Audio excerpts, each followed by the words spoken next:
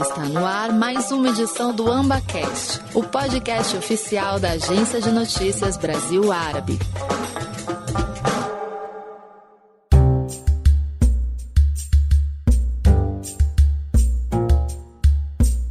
Olá, você está ouvindo mais um episódio do AmbaCast. Eu sou a jornalista Isaura Daniel e aqui falamos a respeito dos países árabes e das relações da região com o Brasil, principalmente para você, empresário e exportador brasileiro. Hoje, o nosso papo será sobre rodadas de negócios online. Como a gente sabe, a pandemia mexeu muito com a vida de quem trabalha com comércio exterior e trouxe para essa área uma nova forma de negócios online. Mas será que vender, negociar com o importador, com o estrangeiro pela internet funciona? Dá resultado para o exportador brasileiro? Quem vai responder isso para nós hoje é a Daniela Leite, que é diretora de novos negócios da Câmara de Comércio Árabe Brasileira.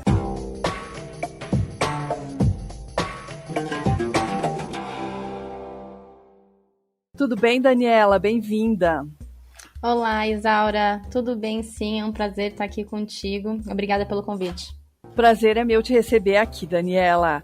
A Daniela, gente, ela é formada em Relações Internacionais, tem MBA em Negócios Internacionais e Comércio Exterior pela Fundação Getúlio Vargas, estudou Negócios Internacionais e Marketing na New York University e tem uma vasta experiência na internacionalização de empresas.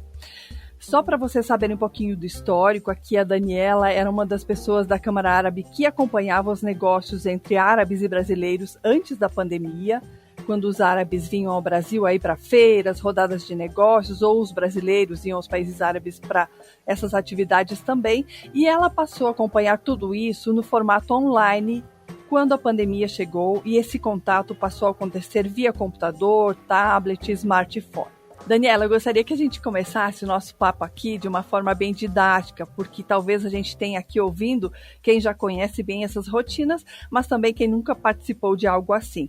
Então, conta para nós o que é uma rodada de negócios. Vamos começar falando daquela presencial, a tradicional.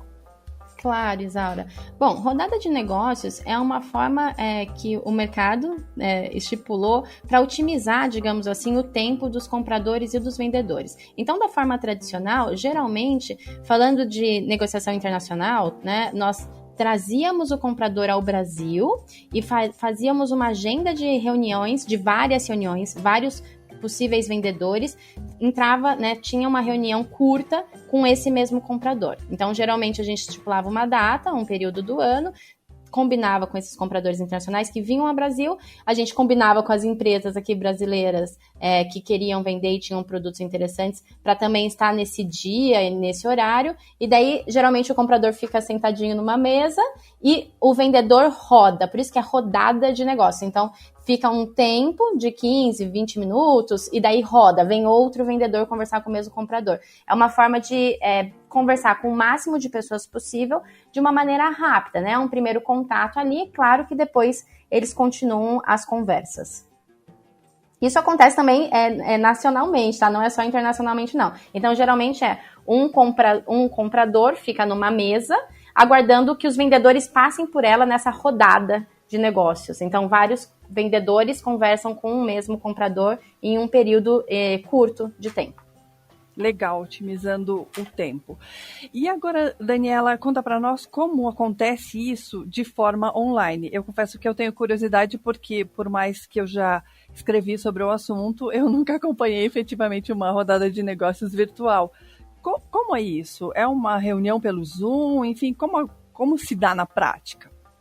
Então, Isaura, daí tem vários formatos e acredito que nós fomos aprendendo com o decorrer do tempo, de acordo também com a empresa, com a cultura do país, se a gente está falando internacionalmente, etc. No início, logo que veio a pandemia, a gente teve que se reestruturar. Então, pensar em formas para não parar. A gente não podia ficar parado. E daí, nós lançamos as rodadas de negócios virtual. Inicialmente, o nosso plano foi tentar imitar a rodada presencial, onde a gente tinha um comprador numa sala virtual e, em dado momento, entravam com vendedores, né, nessa mesma sala. Só que pelo menos para Brasil e países árabes, e daí por isso que eu falei, depende também de acordo com a cultura, com a forma de negócio. No nosso caso, e conversando até com algumas entidades que a gente tem parceria, nós vimos que virtualmente isso não funcionava tão bem.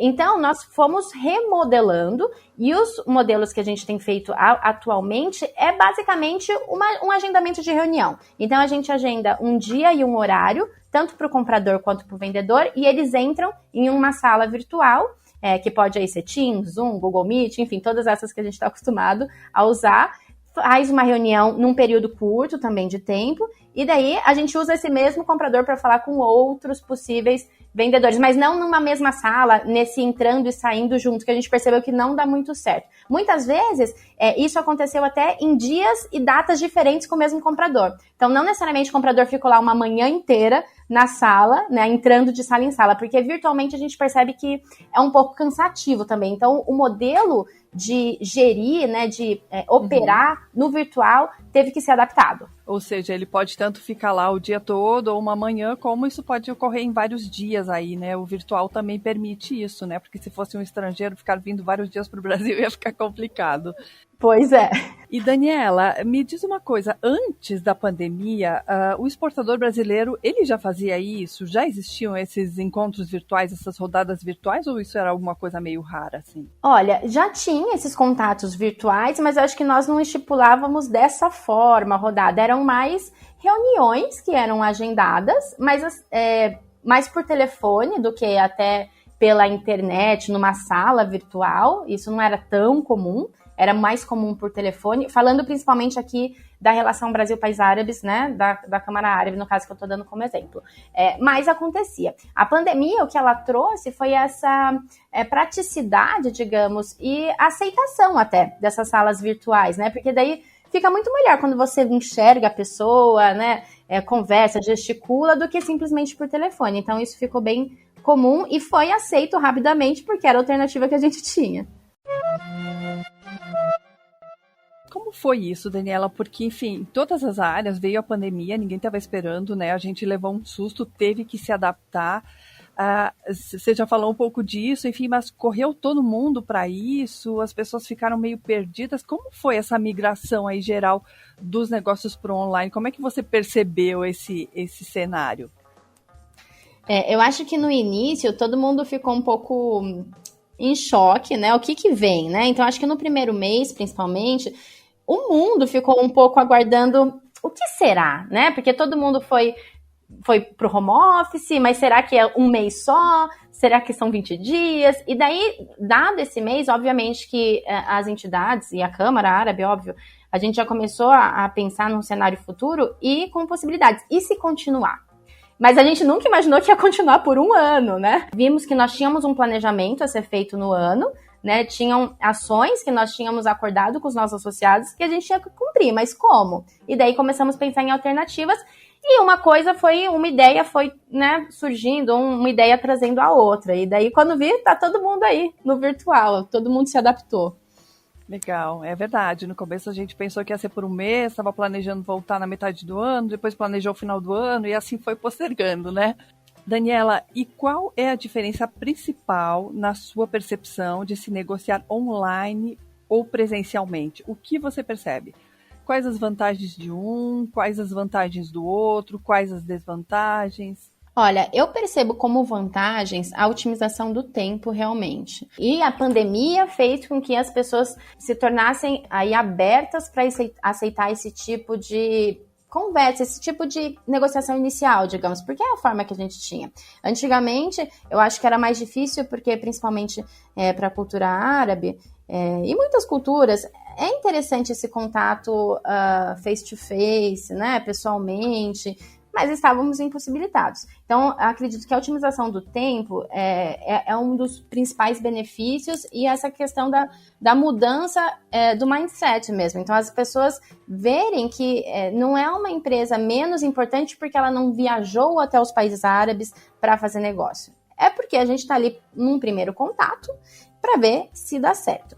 As desvantagens que eu vejo é que, às vezes, as empresas, pela nossa percepção, por saber que não é uma viagem, não vai, né, cruzar ali o oceano, às vezes, por mais que nós tentemos aí passar o máximo de informação e de capacitação, muitas empresas não estão totalmente preparadas, porque tem uma percepção que o virtual é uma coisa menos formal, digamos assim.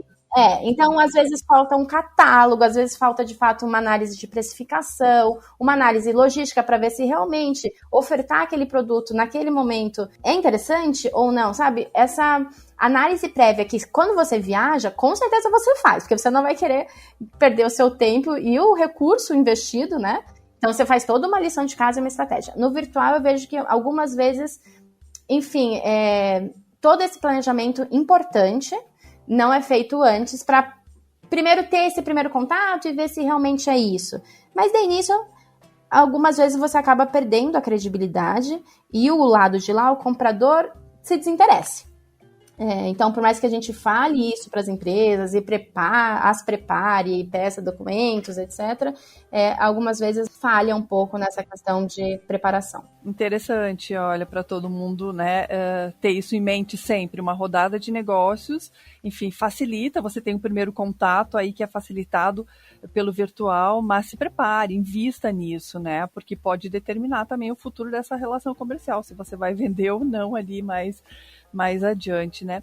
E no caso do presencial, assim, que outras vantagens que você vê, Daniela? Aquela coisa de estar próximo, deixa o comprador mais comprometido com o teu produto, faz alguma diferença aí? Eu acho que sim, porque no presencial, muitas vezes, a empresa até já traz algumas amostras, então você ali já shake hands, né, já aperta a mão, já olha nos olhos, é um momento diferente. Se o comprador está aqui no Brasil, por exemplo, e se interessa, muitas vezes ele já pode ir lá e visitar a fábrica, ou talvez a negociação já pode ter um desfecho, né, um andamento mais rápido, porque a pessoa já está no Brasil, né, e já tem esse primeiro contato. No virtual, realmente existe esse primeiro contato e depois outros contatos ocorrerão virtualmente, até que sim, uma das partes viaje para o país da outra, enfim, e se conheça, então talvez pode demorar um pouco mais. Claro, não obrigatoriamente uma rodada virtual vai culminar numa reunião presencial na fábrica, etc. Talvez não, mas talvez sim, porque a pessoa já está aqui, né? Então, algumas etapas podem ser aí diminuídas se a gente está no presencial. E Daniela, você que tem muito contato aí com esses exportadores todos, né, que estão participando dessas rodadas online desde que a pandemia começou, o que você percebe, ou mesmo o que eles te falam? Elas estão dando resultados em termos de negócios, efetivamente? Eu sei que eu até fiquei pensando nessa pergunta que eu ia fazer, porque a gente sempre fala aqui que não é chegar lá e vender, né? Muitas vezes você tem que ter uma conversa, você vai para uma rodada, para um encontro, e o negócio vai se alinhavar, mas vai acontecer lá na frente. Mas, enfim, os exportadores, no final desse estágio, eles querem vender. Então, vocês estão percebendo que está dando resultado, tanto do ponto de vista assim, de ser um contato inicial para, no final, render um negócio, ou de um negócio efetivamente fechado na hora? Sim, Isa, é uma ótima pergunta. Nós temos visto, sim, estamos acompanhando. Então, até o momento, nós fizemos 4 rodadas virtuais, sendo 2 para brasileiros tentando vender para empresas árabes e 2 empresas árabes tentando vender para empresas brasileiras. Elas já ocorreram, né? Desde julho a gente vem fazendo algumas. Nós estamos acompanhando e estamos vendo resultados, sim. Dessas empresas, 20% já estão no momento de mandar amostra, finalizar o processo de vendas. 10% tiveram realmente a recusa, falando não quero comprar, mas daí é por preço ou negociação, enfim. E esse do meio ainda estão em conversas aí que a gente fala de namorando. E é o que você falou, não é simples, não é participar de uma rodada eu vou vender, né? Existe toda uma questão de negociação, né? O que eu falo a palavra é resiliência, principalmente quando a gente está fazendo negócios internacionais e com países árabes também, que tem uma questão de análise da qualidade do produto, de conhecer a empresa, enfim, né? Os executivos árabes, eles não trocam fornecedores por preço, simplesmente. Eles têm toda uma análise, né? Eles são fiéis, né, aos fornecedores que eles têm. Então, não é simplesmente chegar e falar que é brasileiro e vender. A mesma coisa aqui no Brasil. Não é tão simples vender para brasileiros, né? Existe toda a questão de se conhecer, de ver de onde se o exportador de lá, né, a empresa árabe que está vendendo